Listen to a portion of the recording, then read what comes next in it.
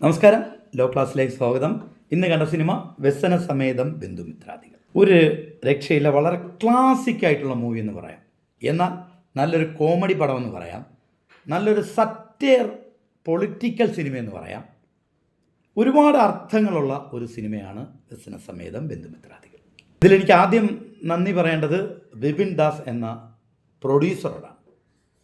വളരെ ടാലൻറ്റഡ് ആയിട്ടുള്ള ഒരു സ്ക്രിപ്റ്റ് റൈറ്ററെയും അതുപോലെ തന്നെ ഒരു ഡയറക്ടറെയും മലയാള സിനിമയ്ക്ക് അവസരം നൽകി നമുക്ക് തന്നതിന് വിപിൻ ദാസിന് ആദ്യം നന്ദി. വിപിൻ ആണെന്ന് തോന്നുന്നു ഡയറക്ടർ. നിങ്ങളുടെ ഒരു നീണ്ട നാളത്തെ ഒരു ഹാർഡ് വർക്കിന് നിങ്ങൾക്ക് കിട്ടിയ ഒരു വിജയമാണ് ഈ സിനിമ.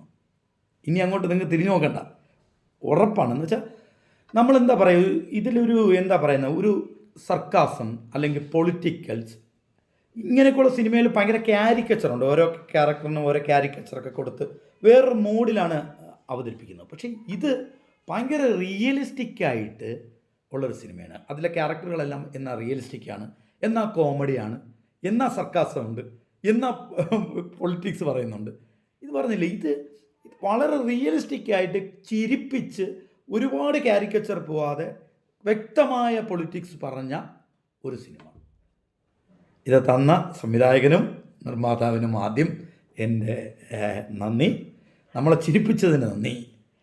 ഇതൊരു ഭയങ്കര ബഹുത്തായ കഥകളൊന്നുമില്ല, വളരെ ചെറിയൊരു സബ്ജക്റ്റാണ്. പക്ഷേ നമ്മളെ അവിടെ ഇരുത്തും ഒരു 2 മണിക്കൂർ. നമ്മളെ ചിരിപ്പിക്കും, എന്നാൽ നമ്മളെ ചിന്തിപ്പിക്കും. അതാണ് ഈ സിനിമയുടെ ഏറ്റവും വലിയ ഇമ്പോർട്ടൻറ്റ്. ഇപ്പോൾ ഒരു ഭയങ്കര കഥയില്ലെങ്കിൽ ആ സിനിമ ഇങ്ങനെ ഇരുത്തണമെങ്കിൽ അതിൽ മെയിനായിട്ട് വേണ്ടത് അതിലെ കഥാപാത്രങ്ങളുടെ പെർഫോമൻസ്. അതിൽ നിങ്ങൾ 100% വിജയിച്ചിരിക്കുന്നു. നിങ്ങൾ ഒരു കുട്ട കലാകാരന്മാരെ മലയാള സിനിമയ്ക്ക് നൽകിയിരിക്കുന്നു. അതിലെടുത്തു പറയേണ്ടത് പ്രധാന കഥാപാത്രം ചെയ്ത അസീസ് നെടുമങ്ങാട്. സൂപ്പർ, ഒരു രക്ഷയില്ല.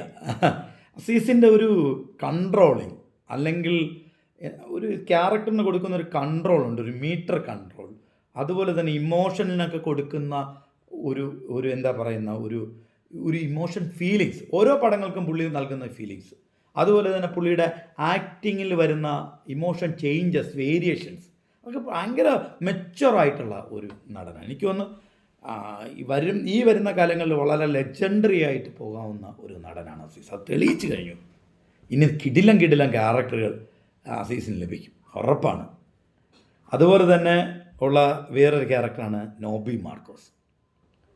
നോബി എനിക്ക് തോന്നുന്നു ഇപ്പോൾ വാഴയിൽ നിന്ന് നോബിക്ക് കിട്ടിയ ഒരു ക്യാരക്ടേഴ്സ് ഉണ്ട്. ഇവർക്കൊക്കെ ഇങ്ങനെയുള്ള ക്യാരക്ടർ കൊടുത്താൽ വേറെ ലെവലിലോട്ട് കൊണ്ടുവന്നേ. എന്ത് രസമായിട്ട് നോബി ചെയ്തു. വളരെ കുറച്ച്, എനിക്കൊന്ന് അസീസിന് അത്രയും പോലെ ഒരു സ്ക്രീൻ സ്പേസ് ഒന്നുമില്ല, പക്ഷെ ഉള്ള സാധനം അത് നോബി ഒരു ക്യാരക്ടറായി. പിന്നെ വാഴയിൽ നിന്ന് ഇതിലോട്ട് വരുമ്പോൾ ഉണ്ടാകുന്ന ഒരു മെച്ചുവറൊക്കെ ഉണ്ട്. ആ ക്യാരക്ടറിന് കൊടുക്കുന്നൊരു മെച്ചുവർ എന്നൊരു ഇമോഷൻ പൊളി. പിന്നെ നമുക്കെടുത്ത് പറയണ ബൈജു ആണ്. പുള്ളി കുറേ ക്യാരക്ടർ ചെയ്തിട്ടുണ്ടെങ്കിൽ എനിക്ക് തോന്നുന്നു പുള്ളിയാണ് ഇതിലൊരു ക്യാരിക്കേച്ചർ ഉള്ള ഒരു ആർട്ടിസ്റ്റ്. എനിക്ക് തോന്നുന്നു അതൊക്കെ ഡയറക്ടറിൻ്റെ ബ്രില്യൻസ് ആണ്.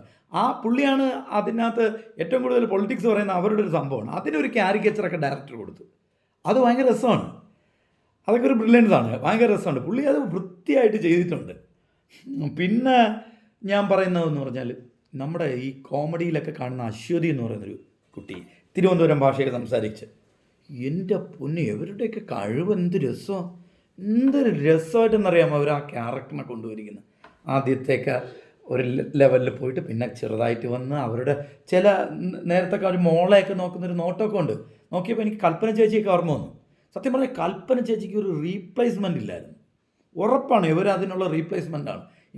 എനിക്കൊന്ന് പല ആളുകളും കഥ എഴുതിയപ്പോൾ കൽപ്പന ചേച്ചി ആര് ചെയ്യും എന്നുള്ളൊരു ഉത്തരമാണ് നിങ്ങളിപ്പോൾ കൊണ്ടുവന്ന ഈ അശ്വതി എന്ന് പറയുന്ന നടി. ഭയങ്കര രസമായിട്ട് ചെയ്തിട്ടുണ്ട്.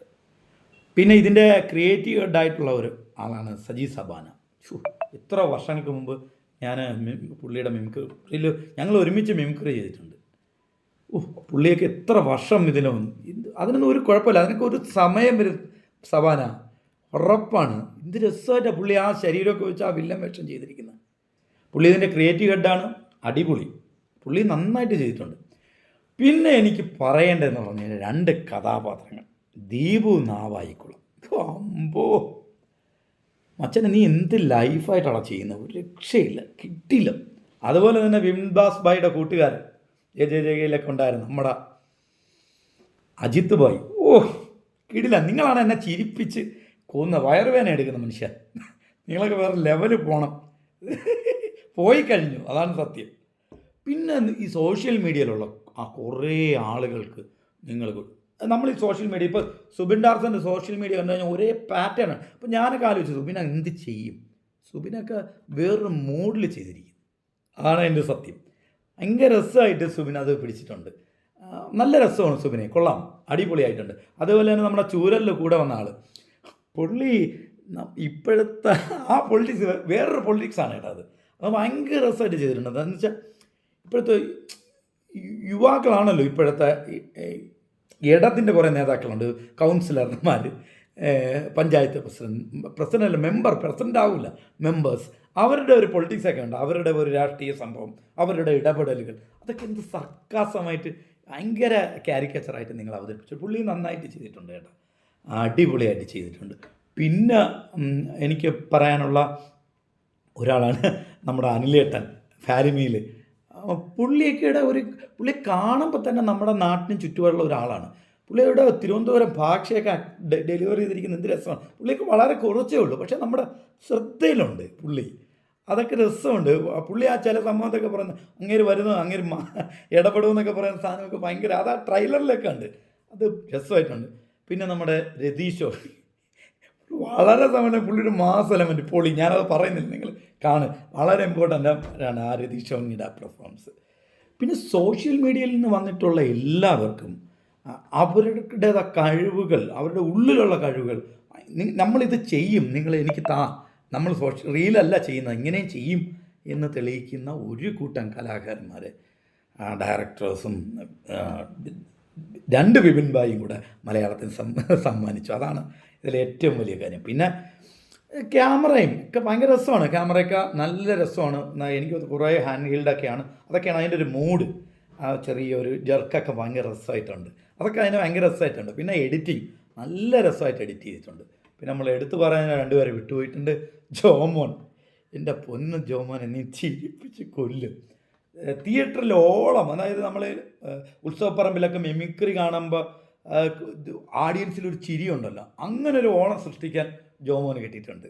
പിന്നെ സിജു, രസമുണ്ട്, സിജു വളരെ രസമായിട്ട് ആ ക്യാരക്ടർ ചെയ്തിട്ടുണ്ട്. പിന്നെ അനശ്വര സത്യം പറഞ്ഞാൽ എനിക്ക് പൈങ്കിളിയെ കണ്ടപ്പോൾ ഇതിൽ ഒരു ടെൻഷനോടെയാണ് കണ്ടത്, പക്ഷേ പുള്ളിക്കാരത്തി നല്ല വ്യക്തമായ രീതിയിൽ നല്ല രസമായിട്ട്, അസിലൊരു തിരുവനന്തപുരം പെൺകുട്ടി. നമ്മുടെയൊക്കെ കോളേജ് പഠിക്കാൻ ഇതുപോലെ ഒരുപാട് പെൺകുട്ടികളെ ഞാൻ കണ്ടിട്ടുണ്ട്. അങ്ങനെ ഒരു പെൺകുട്ടി, കറക്റ്റ് ആ ഒരു പെൺകുട്ടി ആണ്. അവളുടെ ഒരു രീതിയും ഒക്കെ രസമായിട്ട് വർക്കൗട്ട് ചെയ്തിട്ടുണ്ട്. അനശ്വര കൊള്ളാം. പിന്നെ കൊച്ചുകുട്ടികൾ, നോബിയുടെ മോനായിട്ട് അഭിനയിച്ച പയ്യൻ, അതുപോലെ തന്നെ സബാൻ്റെ മോനായിട്ട് ബാൻഡിൻ്റെ അവൻ പൊളിയാണ്. അവൻ്റെ ചില രസമൊക്കെ അടിപൊളി. കുറച്ച് വേണമെങ്കിലും ഇതൊക്കെ ശ്രദ്ധിച്ചു, ഇത്രയും ചെറിയ ചെറിയ സാധനങ്ങൾ ചെയ്തവരെ പോലും നമ്മൾ ശ്രദ്ധിച്ചു എന്നുള്ളത് ഡയറക്ടർ ആ ആർട്ടിസ്റ്റുകളെ കൊണ്ട് മാക്സിമം ഇങ്ങനെ എടുത്തു. അതിന് വിൻബായി കിടിലാണ്. പിന്നെ ഈ സിനിമയെ വേറൊരു മൂഡിലോട്ട് കൊണ്ടുപോയത് വേറെ ആരുമല്ല, അങ്കിത് മേനോൻ. കോമഡി ഫീലുണ്ട്, സറ്റയറുണ്ട്, എല്ലാ രീതിയിലും ഇതിനെ ഇങ്ങനെ ഇവിടെ കൊണ്ടെത്തിച്ചിട്ടുണ്ട്. രസമായിട്ട് ആ ലാസ്റ്റ് ഇമോഷണൽ സോങ് ഭയങ്കര ആയിട്ട് കണക്ട് ചെയ്തിട്ടുണ്ട്. പിന്നെ നമുക്ക് എടുത്തു പറയേണ്ട മല്ലികാമ്മയും ഭയങ്കര രസമാണ്. മല്ലികാമ്മയും അശ്വതിയുടെ തമ്മിലുള്ള ഒരു ലൈക്നെസ്സൊക്കെ ഭയങ്കര രസമാണ്. ആ ഒരു സിമിലാരിറ്റിയൊക്കെ ഭയങ്കര രസമാണ്. നമുക്കത് തോന്നും, അവരുടെ അവസാനമൊക്കെ ആകുമ്പോൾ അവർക്ക് തോന്നും, നമുക്ക് ഇമോഷണൽ, അതൊക്കെ അടിപൊളിയായിട്ടുണ്ട്. മല്ലികാമ്മ അടിപൊളിയായിട്ട് ചെയ്തു. എനിക്ക് മല്ലികാമ്മയുടെ ഈ അടുത്ത കാലത്ത് കണ്ടതിൽ നല്ല ഒരു ക്യാരക്ടറാണിത്, നമുക്കത് ഫീൽ ചെയ്യും, രസമുണ്ട്. പിന്നെ ഞാൻ പറഞ്ഞില്ലേ, ഇത് ഇന്നത്തെ കാലഘട്ടത്ത് കാണേണ്ട സിനിമ തന്നെയാണ്. കാരണം ഇന്നാണ് ഏറ്റവും കൂടുതൽ എന്താ പറയുന്നത്, മതത്തെക്കാൾ ഒരു ജാതി നിറമൊക്കെ സംസാരിക്കുന്ന സമയത്ത് ഇങ്ങനൊരു സിനിമ വന്നതാണ് ഈ സിനിമയുടെ ഏറ്റവും വലിയ. ഇതിൻ്റെ പറയുന്ന ഈ ഡയറക്ടേഴ്സും നിങ്ങൾ നൽകിയ പൊളിറ്റിക്സ് ജനങ്ങൾ കാണേണ്ടതാണ്. നമ്മളെ ചിരിപ്പിച്ച് ചിന്തിപ്പിച്ച് അതുപോലെ തന്നെ ഉള്ള വ്യക്തമായ രാഷ്ട്രീയം പറയുന്ന ഒരു സിനിമ എന്ന് വേണമെങ്കിൽ വ്യസന സമേത ബന്ധുപത്താദികൾ പറയാം. ഉറപ്പായിട്ടും ഇത് തിയേറ്ററിൽ നാളെ അങ്ങോട്ടൊട്ട് മരണ ആളുകളായിരിക്കും. നല്ല ചിരി ഉണ്ടായിരുന്നു, കിടുക്കും, ഉറപ്പാണ് സിനിമ. എനിക്ക് തോന്നുന്നു ഇങ്ങനെയുള്ള സിനിമകൾ പഞ്ചവടി പാലം, സന്ദേശം അങ്ങനെയൊക്കെ ഒരു കാറ്റഗറിയിൽ വരുന്ന ഒരു പുതിയ തലമുറയുടെ പടമാണിത്. എനിക്കിത് വിപിൻ ഭായിയോട് പറയാം. ജയ സിനിമ വന്നപ്പോഴും ഞാനിത് വിപിൻ ദാസിനോട് പറഞ്ഞു നടന്നു. ഇത് ഭയങ്കര പൊളിറ്റിക്സ് പറയുന്ന സിനിമയാണ്, വ്യക്തമായ പൊളിറ്റിക്സ് പറയുന്ന സിനിമയാണ്. ഇത് IFFKയിലൊക്കെ വിടണം. ഞാൻ അന്ന് IFFKയിൽ ഇത് വിട്ടില്ല എന്ന് പറഞ്ഞപ്പോൾ ഞാൻ അന്ന് ഫെസ്റ്റിവൽ ചോദിച്ചു, എന്ത് നിങ്ങൾ IFFK വിടാത്തതെന്നൊക്കെ ചോദിച്ചപ്പോൾ ഞാൻ ചോദിച്ചായിരുന്നു. ഇപ്പോഴും ഈ സിനിമ കണ്ടിറങ്ങിയപ്പോഴും ഞാൻ വിൻബായോട് പറഞ്ഞു, ഇത് ഉറപ്പായിട്ട് IFFKയിലൊക്കെ പോകേണ്ട സിനിമയാണ്. ജയ പോലെ തന്നെ വ്യക്തമായ പൊളിറ്റിക്സും അതിന് ഇന്നത്തെ കാലഘട്ടത്തിൻ്റെ രാഷ്ട്രീയം പറയുന്നൊരു സിനിമയാണ് ഇത്. ഇന്നത്തെ കാലഘട്ടത്തിൻ്റെ ചിരിപ്പിച്ച് ചിന്തിപ്പിക്കുന്ന സിനിമ. ഞാൻ ഇതിലുള്ള എല്ലാ അഭിനേതാക്കളും കിടിലുമാണ്. ആരെങ്കിലുമൊക്കെ മിസ്സായിട്ടുണ്ടെങ്കിൽ നമ്മുടെ സുബിൻ ടാർസൻ്റെ ആ വണ്ണമുള്ള അവൻ അടിക്കുന്ന അവനൊക്കെ രസമുണ്ട്. ഒരുപാട് പേര്, ഒരുപാട് കൂട്ടുകാരുണ്ട് അടിപൊളിയായിട്ട് ചെയ്തിട്ടുണ്ട്. ആരെയൊക്കെ മിസ്സായതുപോലെ തോന്നുന്നു എന്ന് വെച്ചാൽ എല്ലാവരും കൊള്ളാമെന്നുകൊണ്ടാണ് എനിക്ക്. അതുകൊണ്ട് എല്ലാവരും തിയേറ്ററിൽ പോയി കാണുക. കിടിലം പടമാണ്. വ്യസന സമേതം ബന്ധുമിത്രാദികൾ.